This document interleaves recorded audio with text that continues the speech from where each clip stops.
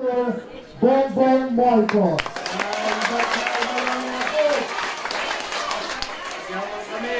Maraming salamat ni Ferry. Lagi naman at nandito nangunguna sa pagsuporta, pag-alala sa aking ama ay ang kanyang mga kailyan, ang kanyang mga kaprobinsya, ang mga tiga Ilocos Norte. Andito lahat yung ating mga nanggaling pa na 10 oras na nagbiyahe, kayong lahat, kayo may nagpapasalamat na makita kayong lahat dito. Tamang-tama naman na karapat-dapat naman na ang unang bumisita sa aking ama na nandito na sa libingan ng mga bayani ay ang mga Ilocano. Maraming salamat.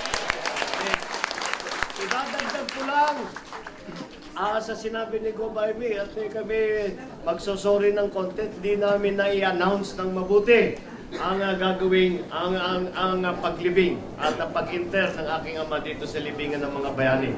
Ngunit kung iisipin ninyo, alam niyo po ang katotohanan, marami po kaming balita, marami pong mga report na dumadating sa amin na ang balak ng mga Italian ay mangkulong at gagawa at ang kinakatakutan namin ay ang makapagsagupan ang grupo ng Pro Marcos at yung mga hindi ang mga tumututol sa kanyang paglibing dito sa libingan ng mga bayani. Wala namang problema sana yun. Ngunit talagang ay kitang-kita na sa plano ay gagawa ng gulo at kinakatakutan namin sa lahat ay may masaktan na tao. Kaya ayaw namin payagan na mangyari yun. Kaya naman, nakita naman ninyo ay napakaganda naman ng naging seremonya, napakaganda, very dignified, very solemn, kagaya na ng kanyang hiniling sa atin. Maraming salamat. It is nakakatuwa. Marami sa inyo, matagal ko nang hindi nakita.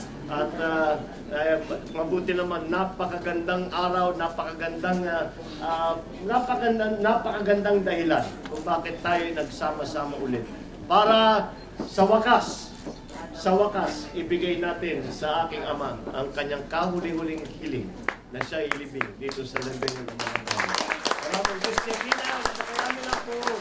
Magyapang kami kay Pamilya Marcos. Thank you very much.